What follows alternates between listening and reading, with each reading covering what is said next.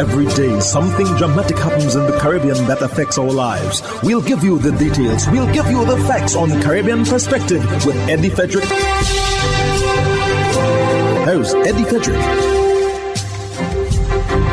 Welcome to Caribbean Perspective. So glad you can join us. The story that takes the lead in today's edition for Monday, 8th July 2024, and brought to you in association with our friends at Antillean Group. St. Lucia's Prime Minister calls on developed countries to make good on climate pledges. Details after this important message. Believe in our strength, we'll stand by you. Protection from all, perils big and small. Reassurance we give, it's so glad to see. Peace of mind, that's our service guarantee. We look after all our family. Yes, we do at every opportunity. Antillean Group, underwriters of all classes of insurance solutions for your protection and investment. Live well financially.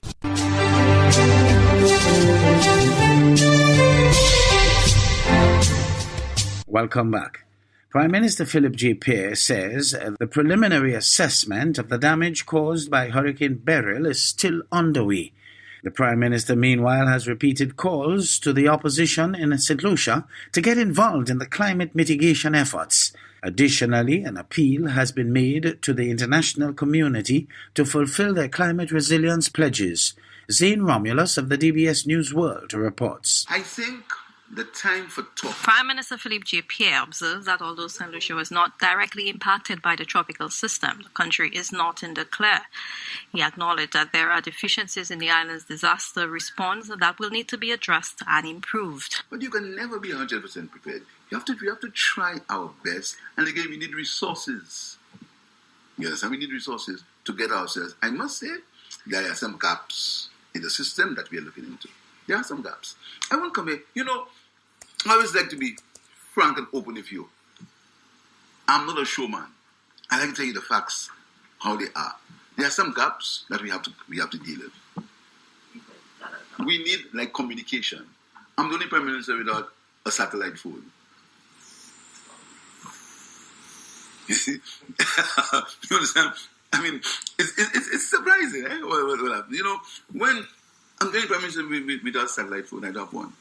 That's a simple communication. I can't speak to anybody because I don't have it. So we need to get that. We need to be able to have a fleet. Ideally, we need a helicopter service that's available almost immediately. Still early in the Atlantic hurricane season, the Prime Minister has appealed for personal responsibility by citizens to ensure they make the necessary preparations. He repeated an appeal on Monday to the opposition to work with the government on climate mitigation and adaptation efforts in the interest of the country. Evil thinks what evil does. The people of Quinlas were devastated, the fishermen. If I had $3 million now, I'd have invested it in Quinlas to help the people.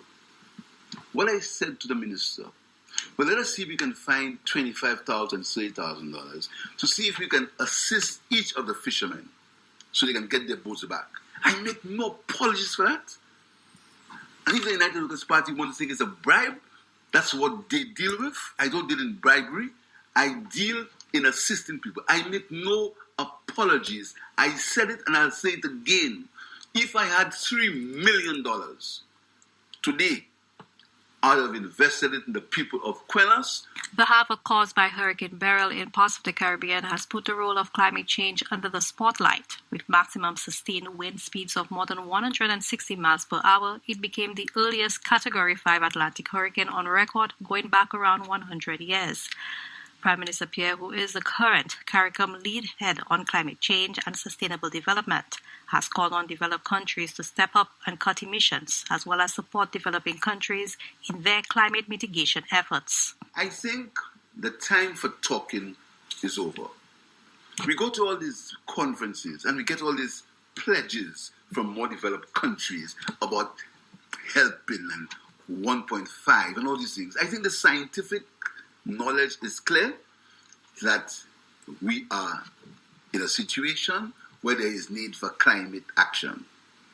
I think we care about that. The time for talk is over.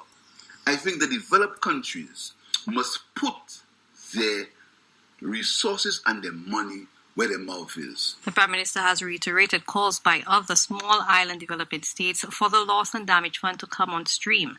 The fund is meant to assist developing countries to ensure hard-hit countries can directly access money to help them recover from the unavoidable effects of climate change. All the conferences and all the talk must stop.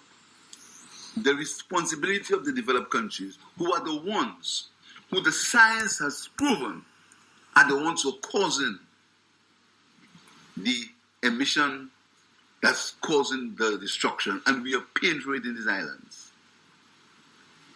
All the economic areas that we try, we've got ourselves battered. Now, our bananas, our sugarcane from Big Eagle, our bananas, our financial services, now our CIP. What do we do at small islands? The Prime Minister is advocating for international financial institutions and countries to offer climate-resilient debt clauses as part of their lending facilities. These clauses allow debt service to be paused to provide breathing space when countries are hit by climate catastrophes. For the DBS Newsworld, I am Zane Romulus.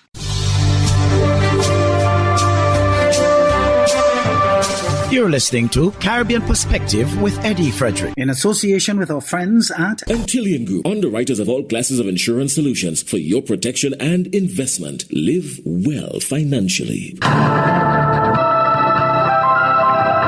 hurricane season is now upon us, so we as Caribbean people need to remember to think safety and be prepared. Avoid venturing outside during a storm or hurricane, especially if there are strong winds. Rooftops and other debris are often blown about and can cause great damage.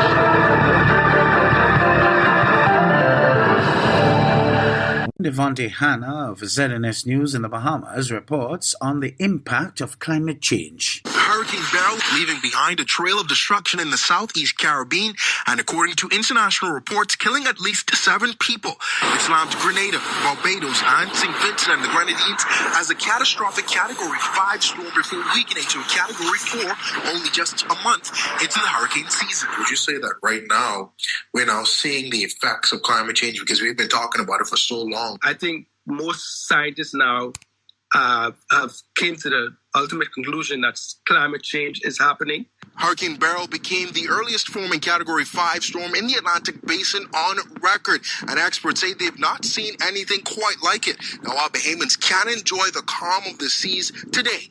Meteorologists say that they should be prepared just in case anything changes in the next few months. Really, for a hurricane to go and thrive, it needs a sea surface temperature of 26.5 degrees Celsius. The water's right now at 29 degrees Celsius. And when they did the hurricane outlook for this year, most of the governing bodies, well, just all of them went for above average. Beryl has been described as extreme and extraordinary, completely flattening homes and businesses across the region as the 3rd Category 5 storm in 3 years and the 9th in 8 years. This now creating a new norm, according to disaster management and sustainable development specialist Dr. Trevor Johnson, who says now is the time for a proactive response. We need to begin to shore up the coastline of our country, meaning investing in hard and soft structures. How are we going to build up seawalls? Or are we going to invest in nature-based solutions?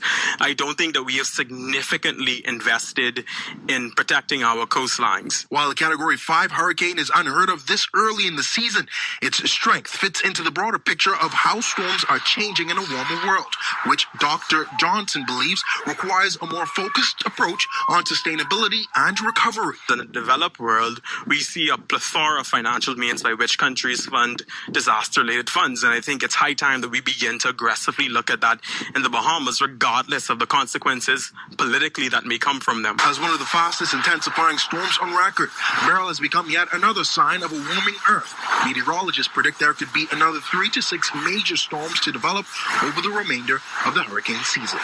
In the Bahamas tonight, I'm Devontae Hanna. CARICOM responds to the destruction caused by Hurricane Beryl. Cat 3 Hurricane Beryl, at last report, churning towards Mexico, having battered and bruised the southern and western Caribbean. The road to recovery, a long one for those impacted. As the DEMA reported yesterday, Barbados suffered significant loss to its fisheries sector, leaving many to build their lives from scratch. Significant destruction also recorded in St. Vincent and the Grenadines, where it's estimated that housing stock was lost at nearly 100%. Similar reports coming out of Grenada. Destruction to housing, roads, downed trees, severe damage to infrastructure. And then there's Jamaica. Well, joining us this evening via Zoom is CARICOM Secretary General, Dr. Carla Barnett. Good evening, Secretary General Dr. Barnett. At the onset, thank you so much for agreeing to this interview, and fortunately one born out of the need of what has happened to our brothers and sisters in the region just recently. Hurricanes, no stranger to the Caribbean, but what has happened just a few days ago, earlier this week, is nothing short of a phenomenon. The intensity of Beryl, the fact that she was spawned so early in the Atlantic hurricane season. What are the reports already coming into CARICOM at this point? We haven't had a fulsome report from Jamaica, but we understand that there was significant damage to infrastructure. The fisheries and agriculture sector had a lot of damage as well. The storm passed this morning south of the Cayman Islands, and we're awaiting word on the impact there. And from there, it's heading to the Yucatan Peninsula, where it hopefully will pass north of Belize. Belize should expect to get some tropical storm force winds, but not necessarily, it would seem, that they would receive the hurricane force winds. So it's been, as you say, quite a record-breaking storm, because the records don't show any Category 5 storms in June. And for us, that's something we have to take into account, because we have July through to November to carry through on the hurricane season. And it's really causing a lot of damage already. And we are hoping that the international community and those who are the ones who cause the greatest impact on climate change will do the right thing and begin to bring us back to where we can achieve that 1.5 degrees Celsius that we've been saying for years is what we need to maintain to ensure that as small island developing states we can survive climate change. Well, thank you, Dr. Barnett. We'll hear much more from Dr. Barnett in terms of the role CARICOM will play in assisting its affected member countries in a later newscast.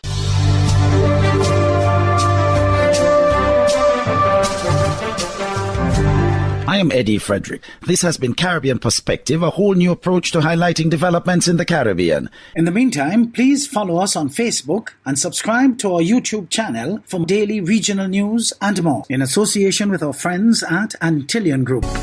Believe in our strength, we'll stand by you. Protection from all perils, big and small. Reassurance we give, it's so glad to see.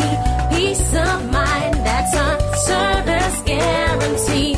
We look after all our family. Yes, we do at every opportunity. Antillian Group, underwriters of all classes of insurance solutions for your protection and investment. Live well financially.